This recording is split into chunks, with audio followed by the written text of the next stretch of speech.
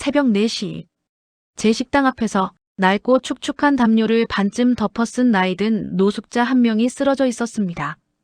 어둠 속 젖은 바닥 위에 먹지를 못해 뼈만 앙상하게 남은 노인이 눈도 뜰 힘도 없는지 아무런 미동 없이 축 처진 몸으로 추위에 떨고 있었습니다.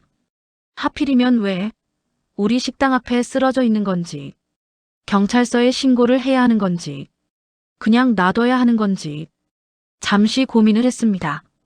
망설이면서 조심히 쓰러진 노인을 살폈습니다. 해진 담요, 젖은 머리. 그런데 터지고 거칠어진 메마른 손가락에서 반짝이는 반지. 너무 익숙한 그 반지가 제 발길을 붙잡았습니다. 혹시나 하는 마음으로 노숙자의 얼굴을 찬찬히 살펴봤습니다. 왠지 노숙자의 얼굴이 낯설지가 않았습니다. 헉, 갑자기 숨이 턱 하고 막혔습니다. 10년 전 장례식장에서 쫓겨났던 그 사모님이었습니다. 제가 모시던 회장님의 그 사모님이 노숙자가 되어 제 앞에 쓰러져 있었던 겁니다. 피할 수 없을 만큼 초라한 모습. 제가 다시 그 얼굴을 확인했을 때 저는 심장이 멈출 뻔했습니다. 그 순간 저는 알았습니다. 이건 단순한 우연이 아니라는 것을. 10년 전 그 장례식장에서 도대체 무슨 일이 있었던 건지, 왜 자신의 남편 장례식장에서 그렇게 무참하게 내쫓겼던 건지. 여러분, 구독과 좋아요는 제게 큰 힘이 됩니다. 지금부터 10년 전의 이야기부터 시작하겠습니다. 사람들은 흔히 견고한 집과 화려한 옷, 반짝이는 지위 속에 있는 사람들은 차갑고 멀며 가까이 다가가기 어려운 존재라고 생각합니다. 하지만 제가 알고 있던 사모님은 그런 세상의 편견과는 아주 먼 분이셨습니다. 10년 전 제가 아직 서툰 30대 중반의 비서였을 때 사모님은 제가 생각했던 상류층의 모습과는 전혀 달랐습니다. 말 한마디에도 품격이 있었고 걸음걸이에도 단정함이 스며 있었지만 가장 기억에 남는 건 그분의 겸손함이었습니다. 회사 임원들이 줄을 서서 인사할 때도 사모님은 먼저 고개를 숙이셨습니다. 식당 직원이 물을 따르다 실수로 흘린 날에는 괜찮아요. 사람이 다 그렇죠. 라며 오히려 직원의 손을 먼저 잡아주셨죠. 그런 모습을 보면 저 같은 사람도 괜히 마음이 따뜻해지고 이분을 위해서라면 어떤 일이든 돕고 싶다는 진심이 저절로 생겨났습니다. 그 즈음 제 삶에는 갑작스러운 불행이 찾아왔습니다. 제 남편이 퇴근길에 큰 사고를 당했습니다. 생사가 오가는 그 짧은 순간 저는 정신을 잃을 만큼 무너져 있었고 병원에서는 계속 치료비에 대한 이야기를 했습니다.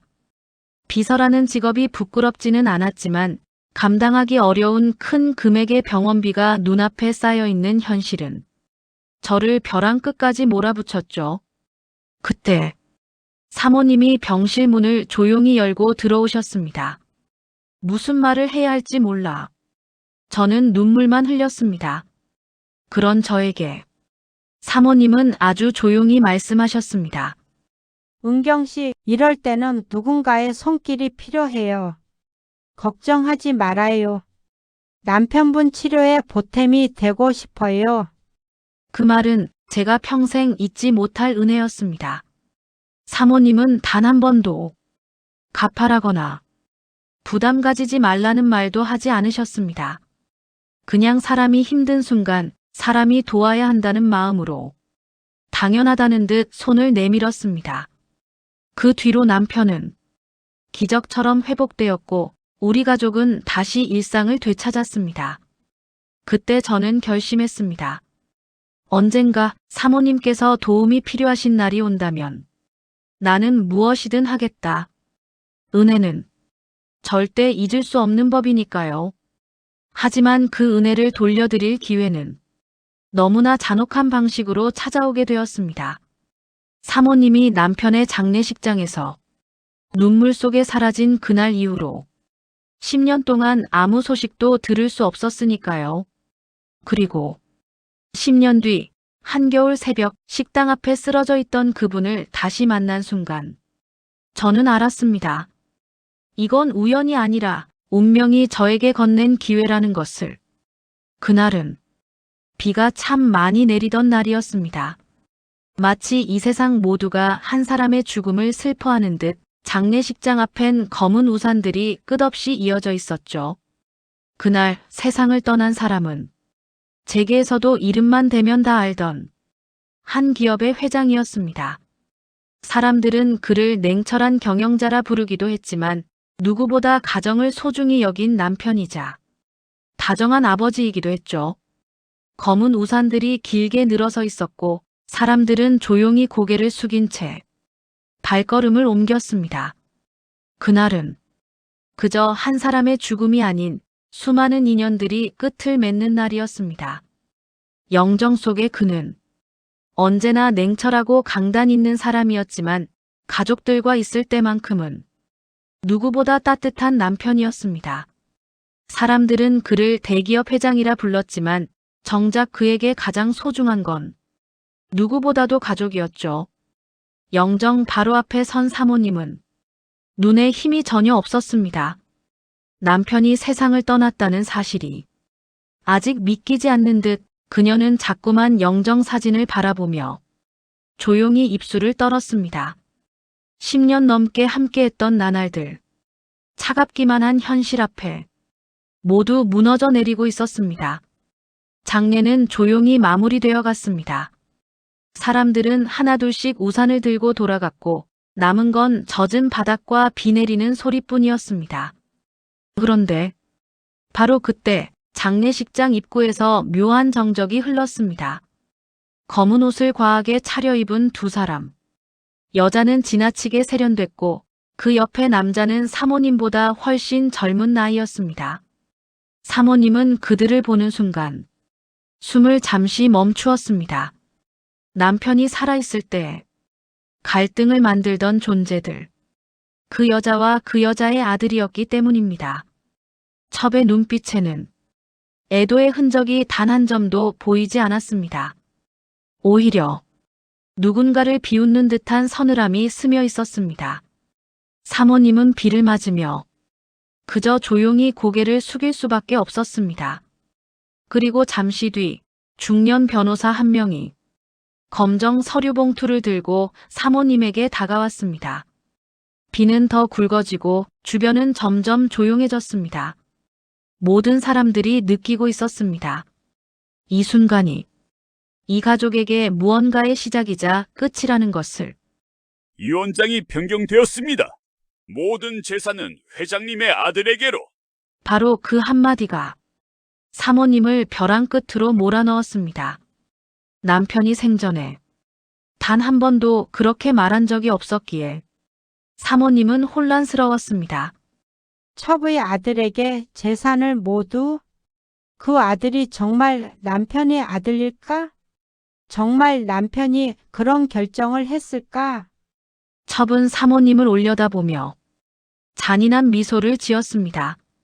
마치 오래전부터 이 순간만을 기다려왔다는 듯이. 회장님이 남긴 마지막 뜻이래요. 참 얄궂죠? 그러게 자식이라도 한 명 낳았었더라면 이런 수모는 안 당하셨을 텐데. 그렇게 고고하시던 분이 꼴이 이게 뭘까? 호호호. 사모님의 얼굴은 점점 하얗게 질려갔습니다. 무엇보다 남편의 진심을 믿었던 그녀에게 이 변화된 유언장은 마치 세상을 통째로 뒤흔드는 잔혹한 선언처럼 느껴졌습니다. 첩과 변호사는 사모님을 장례식장 밖으로 매몰차게 내몰았습니다. 여기서 더 이상 머무르실 자리는 없습니다. 그 말은 남편의 마지막 장소에서조차 사모님이 설 자리가 없다는 걸 의미했습니다. 사모님은 우산도 없이 그 자리에 멈춰 서 있었습니다.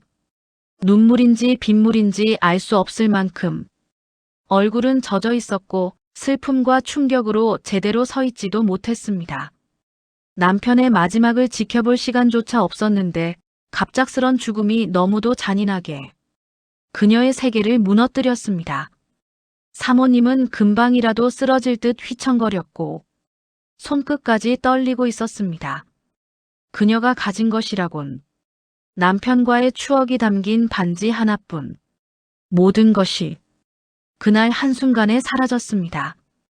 그렇게 사모님은 남편의 마지막을 보낸 장례식장에서 혼자 비를 맞으며 쫓겨났습니다.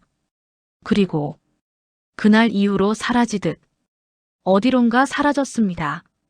그 누구도 사모님이 어떻게 살아가고 있을지 알지 못한 채로 사람은 누구나 시간이 흐르면 변합니다.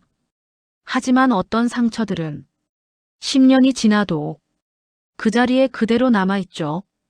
사모님이 장례식장에서 사라진 후 세상은 너무도 쉽게 그녀를 잊었습니다. 아니, 일부러 잊으려 했던 건지도 모릅니다. 그렇게 10년이라는 시간이 아무 말 없이 지나가 버렸습니다.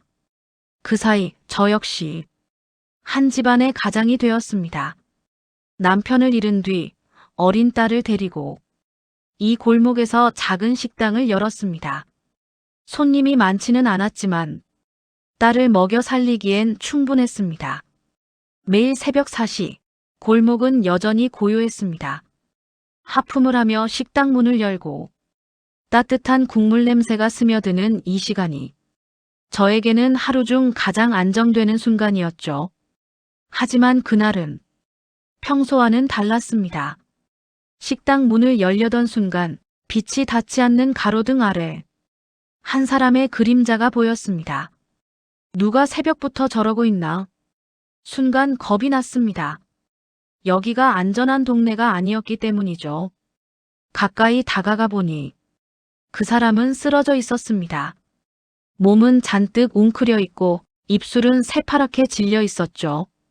저는 얼른 허리를 숙여 그 얼굴을 확인했습니다. 그리고 숨이 턱 막히는 것 같았습니다. 거기 누워있던 사람은 바로 사모님이었습니다. 10년 전 남편의 장례식장에서 비를 맞으며 쫓겨났던 그 모습보단 몇 배는 더 지쳐 보였습니다. 머리는 엉켜 있었고 옷은 어디선가 주워 입은 듯 해졌으며 얼굴엔 겨울 내내 밖에서 버텨온 듯한 굳은 살 같은 고단함이 묻어 있었습니다. 저는 놀란 마음에 사모님을 부축해 식당 안으로 모셔왔습니다.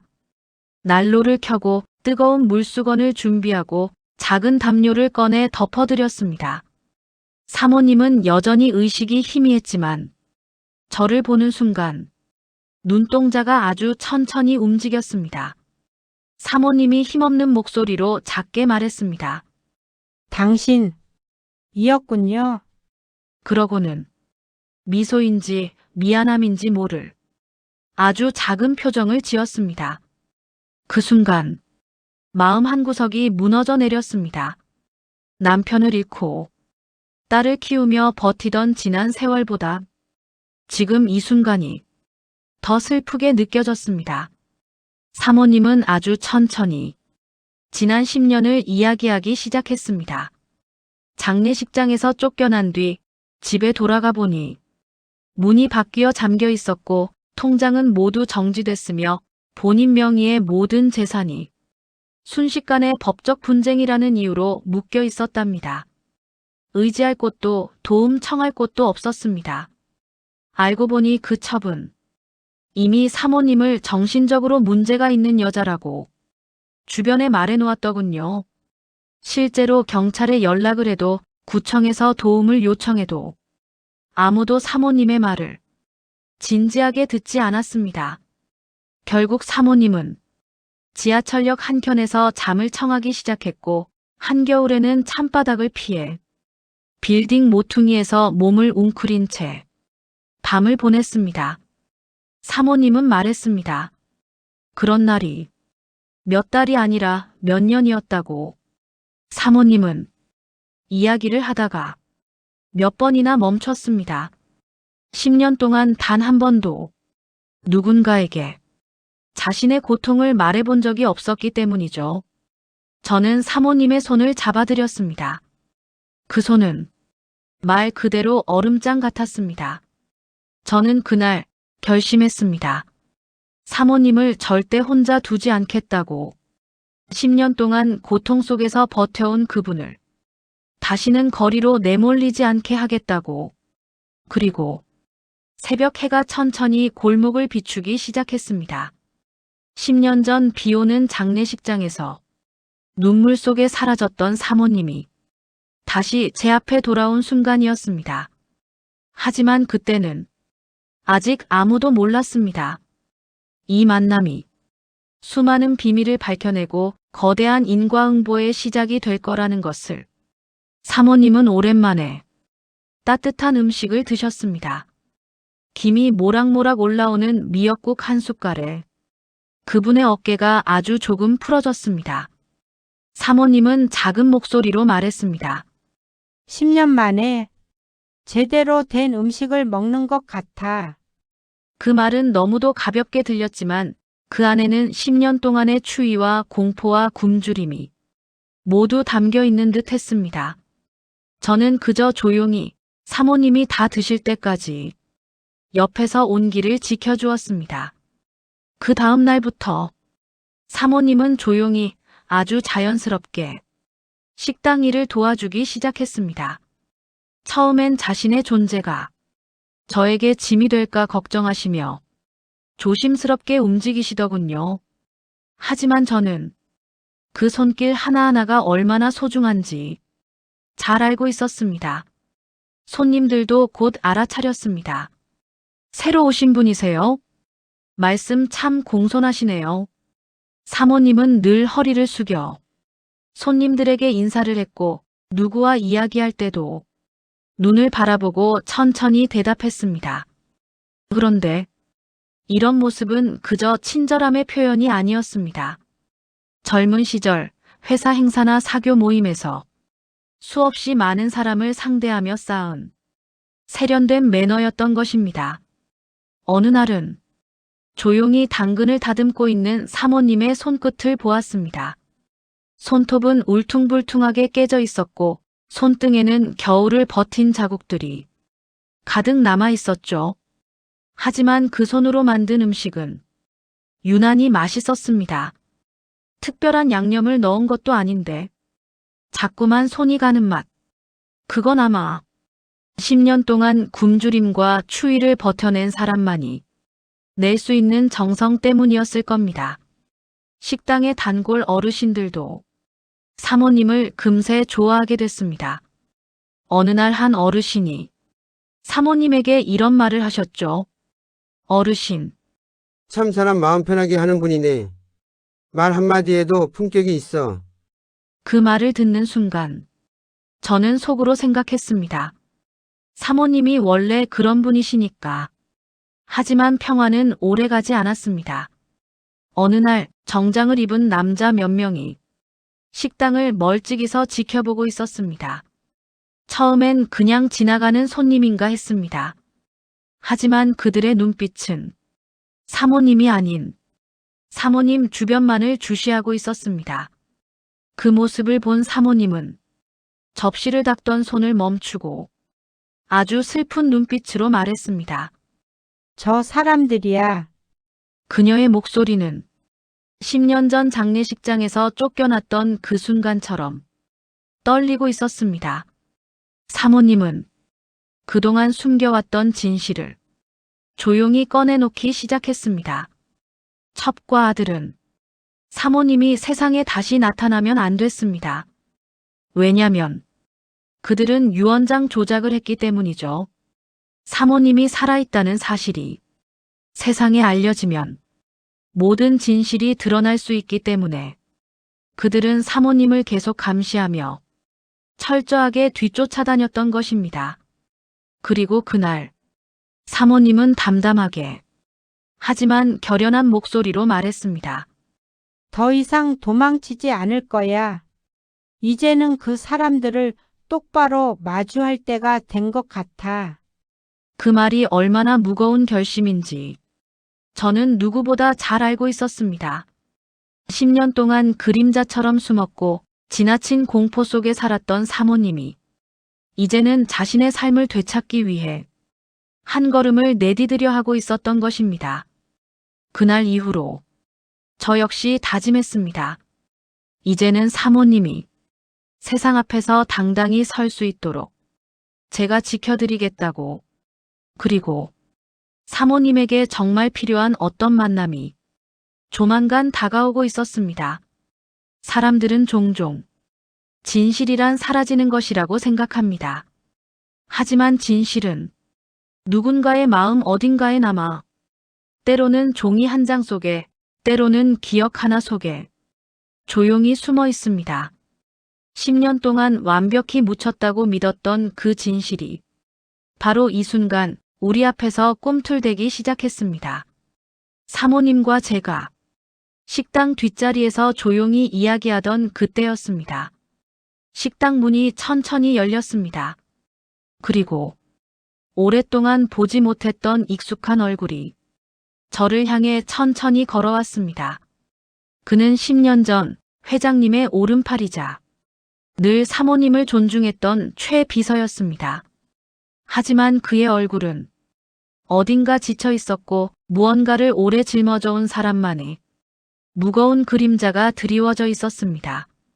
최 비서는 사모님을 보는 순간 아무 말도 하지 않고 바닥에 무릎을 꿇었습니다. 바람 빠지는 소리처럼 그의 입에서 작은 흐느낌이 새어나왔습니다. 사모님, 드디어 찾았습니다. 사모님은 깜짝 놀라 최 비서를 일으키려 했지만 그는 고개를 들지 못했습니다. 최 비서는 10년 동안 사모님을 찾기 위해 모든 지역을 돌아다녔다고 했습니다. 처음엔 그냥 갑자기 사라진 부인을 찾는 정도였지만 시간이 지나면서 그는 점점 더 큰 두려움을 느끼기 시작했습니다. 왜냐하면 회장이 죽기 직전 남긴 비밀 금고가 어느 날 갑자기 사라져버렸기 때문이었습니다. 회장님은 생전 마지막으로 최 비서를 불러 이렇게 말씀하셨다고 합니다. 이건 만약 나에게 무슨 일이 생기면 반드시 아내에게 전해줘. 아무도 건드리게 해선 안 돼. 금고 안에는 진짜 유언장과 지분 구조도 그리고 사모님 명의로 된 지분 증서까지 모두 들어있었다고 했습니다. 하지만 그 금고가 흔적도 없이 사라졌다는 겁니다. 그리고 최 비서는 떨리는 손으로 서류 봉투 하나를 꺼냈습니다. 그는 말했습니다. 사모님, 회장님은 회사 지분의 35%를 부인 명의로 비밀리에 넘기셨습니다. 식당 안의 공기가 한순간에 무거워졌습니다. 그렇습니다. 노숙자로 전락해 거리에서 잠들어야 했던 사모님은 사실 회사에 숨겨진 최대 주주였습니다. 첩과 그 아들이 왜 사모님을 쫓아내야 했는지, 왜 사라지게 만들려 했는지 모든 이유가 한순간에 설명되었습니다. 사모님의 두 눈은 커다란 충격과 슬픔으로 흔들렸습니다. 10년 동안 지하철역에서 잠을 잤던 날들, 누군가에게 패대기 쳐지듯 무시당했던 순간들, 그 모든 시간이 사실 거짓된 유언장 때문이었다니. 사모님은 흐느끼기 시작했습니다. 사모님은 조용히 말했습니다. 그 사람은 나에게 이런 고통을 원하지 않았을 텐데. 최 비서는 금고가 사라진 날에 대한 기록을 한 장 내밀었습니다. 그날 회장의 집안에 출입 기록이 남는 유일한 인물이 있었습니다. 바로 첩의 아들이었습니다. 10년 동안 그 아이가 내 인생을 빼앗았다는 거군요. 사모님의 말은 원망이 아니라 슬픔과 배신으로 젖어 있었습니다. 가족의 한 부분이라고 믿었던 사람에게 모든 걸 빼앗겼다는 사실. 그건 아마 누구도 쉽게 견딜 수 없는 고통일 겁니다. 하지만 그 짧은 침묵 끝에 사모님의 표정이 변했습니다. 10년 동안 어둠 속에서 살게 만든 그들에게 이제는 더 이상 무너지지 않겠다는 결심이었습니다. 이제 끝내야겠어요. 도망치는 인생은 오늘로 끝입니다. 사모님, 긴급 이사회를 열겠습니다. 진짜 유언장과 지분 구조를 모두 공개해야 합니다. 그 말은 10년 동안 숨겨져 있던 진실이 이제 세상에 드러날 때가 왔다는 뜻이었습니다. 그날 사모님은 아주 오랜 시간 동안 굽어있던 허리를 펴고 천천히 자리에서 일어섰습니다. 그분의 발걸음은 10년의 어둠을 끊어내는 듯 단단하고 힘있었습니다. 그리고 우리는 쇠락해 보이는 한 식당에서 회사의 중심으로 향하는 길에 올랐습니다. 사모님이 잠시 창밖을 보며 조용히 말했습니다. 이제는 내 것이었던 것들을 되찾으러 갑니다. 그렇게 10년의 침묵은 끝이 나고 반격의 첫걸음이 시작되었습니다.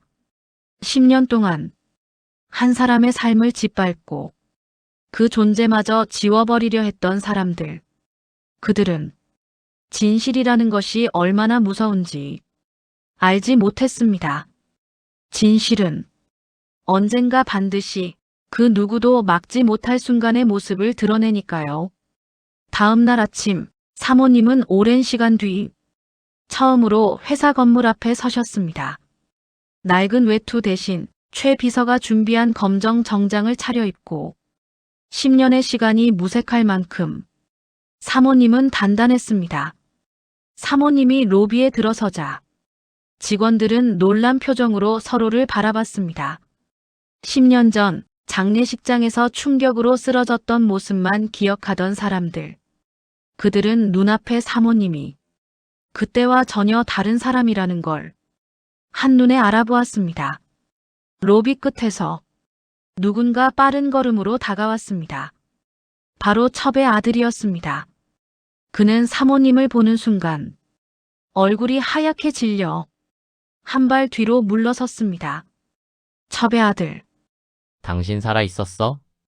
그 질문은 그가 어떤 삶을 살아왔는지 그대로 증명하는 말이었습니다. 왜? 내가 죽기라도 했어야 했다는 거니? 그 한마디에 아들은 아무 말도 하지 못했습니다. 그 순간 어둠 속에서 숨어 있었던 거짓들이 서서히 흔들리기 시작했습니다. 그날 오후 최 비서는 모든 이사들에게 연락을 돌려 긴급 이사회를 소집했습니다. 10년 동안 한 번도 공개된 적 없던 진짜 유언장이 드디어 테이블 위에 오를 순간이었습니다. 회의실엔 묘한 긴장감이 감돌았습니다. 첩과 아들은 평소처럼 당당한 척 자리에 앉았지만 그들의 표정은 어딘가 불안하게 떨리고 있었습니다. 최 비서는 떨리는 음성으로 금고의 위치, 소유권, 유언장 변조 의혹, 모든 사실을 조목조목 밝혔습니다. 이 유언장은 10년 전 회장님이 직접 남기신 진짜 최종 유언입니다. 그리고 그 유언장이 가진 결정적 조항이 공개되었습니다. 순간 회의실에 있던 모든 이사의 표정이 순식간에 바뀌었습니다. 10년 동안 재산과 권력을 손에 넣었다고 믿었던 첩과 아들. 그들은 실은 거짓과 위조로 회사를 잠식해온 범죄자에 가까웠던 것입니다. 저건 거짓이야. 저 문서가 진짜라는 증거가 어디 있어? 첩은 끝까지 발악했습니다. 하지만 최 비서는 조용히 USB 하나를 꺼냈습니다. 금고가 사라지기 전 회장님이 남기신 녹취록입니다. 지분 35%는 누구도 모르도록 아내에게 넘긴다. 회의실은 숨조차 죽인 듯 조용해졌습니다. 세상을 떠난 회장의 육성이 10년의 거짓을 무너뜨린 순간이었습니다.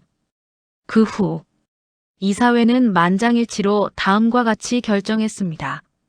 첩의 아들 즉시 해임, 경영진 직위 모든 박탈, 횡령 사기 문서 위조 혐의로 수사 의뢰, 사모님을 임시 대표이사로 선임. 결심이 끝났습니다. 10년의 고통은 이제 정의의 이름으로 되돌려지기 시작했습니다. 시간은 석 달이 흘렀습니다. 그동안 회사 곳곳에서 진실을 파헤치는 조사가 이어졌고 첩과 아들이 숨겨왔던 수많은 부정이 하나 둘 세상 밖으로 쏟아져 나왔습니다. 언론은 연일 보도했고 인터넷 댓글과 방송 패널까지 모두 한 목소리로 그들을 비난했습니다. 어떻게 그럴 수가 있냐? 10년 동안 사람 하나를 지워버리고 회사를 차지해 국민들은 분노했고 그 분노는 거대한 파도처럼 첩과 아들을 집어삼켰습니다. 유 원장 위조 혐의 인정하십니까? 사모님을 어디에 가두려 했습니까? 도주하려 했다는 의혹 사실입니까? 첩은 초췌한 얼굴로 문틈 사이로 얼굴을 내밀었지만 카메라 플래시는 그녀의 표정을 더욱 왜곡해 보이게 만들었습니다. 그토록 여유롭고 오만하던 표정은 사라지고 그 대신 두려움과 후회, 공포만이 가득 서려 있었습니다. 첩의 아들은 그곳에서 경찰에 체포되었다. 경찰이 수갑을 채우는 순간 첩의 아들은 크게 소리쳤다. 이건 함정이야. 나는 잘못한 게 없어. 이거 다 조작이라고. 하지만 그 누구도 그의 말을 믿지 않았습니다. 그동안 그가 보여준 오만함, 폭력성, 그리고 뒤에서 조종했던 수많은 악행이 모두 증거로 남아있었기 때문입니다. 마침내 재판날 법원 앞에는 수백 명의 사람들이 모였습니다. 그동안 침묵했던 직원들, 억울함을 참아왔던 이사들, 그리고 사라진 사모님을 기억하던 사람들까지 엄숙한 재판장에 판사의 목소리가 흘러나왔습니다. 피고인 유 원장 위조 혐의, 사기, 횡령, 모든 죄목을 유죄로 인정합니다. 징역 10년을 선고합니다. 그 말과 동시에 첩은 의자 위에서 쓰러지듯 주저앉았고 아들은 이를 악물며 고개를 떨궜습니다. 법정안은 조용했지만 그 조용함 속에는 10년 동안 무너져 있던 정의가 마침내 제자리로 돌아왔다는 묵직한 울림이 있었습니다. 결국 두 사람 모두 수갑을 찬 채 호송차에 오르게 되었습니다. 그토록 불안해하던 첩의 눈빛, 세상이 자신을 버렸다며 절규하던 아들의 외침. 하지만 그들의 그 모습은 누군가를 짓밟고 빼앗으며 살아온 지난 10년의 끝이었을 뿐, 진실은 누군가 억지로 멈춰 세울 수 있는 것이 아니었습니다. 10년 동안 무너졌던 정의는 느리지만 결코 꺼지지 않은 불꽃처럼 다시 타오르기 시작했습니다. 사모님은 조용히 창밖을 바라보며 말했습니다. 드디어 모든 게 제자리로 돌아왔네. 모든 상처에는 끝이 있다고들 합니다. 하지만 때때로 상처는 누군가의 손길을 통해 새로운 시작이 되기도 합니다. 사모님은 회사를 맡은 첫날 이후 다음 날 새벽 다시 제 식당을 찾아오셨습니다. 검은 정장 대신 편안한 옷차림이었고 표정에는 10년 만에 처음으로 안정이라는 감정이 스며 있었습니다. 여기가 제가 다시 살아난 곳이에요. 이 식당이 저를 다시 사람으로 만들어줬어요. 저는 말없이 사모님 앞에 따뜻한 국을 내놓았습니다. 10년의 기적은 거창한 것이 아니었습니다. 그저 따뜻함이었습니다. 사모님은 복지재단 관련 서류를 제 앞에 꺼내놓았습니다. 당신의 식당을 시니어 일자리 사업 1호점으로 만들고 싶어요. 그 말은 제 인생을 바꿀 제안이었습니다.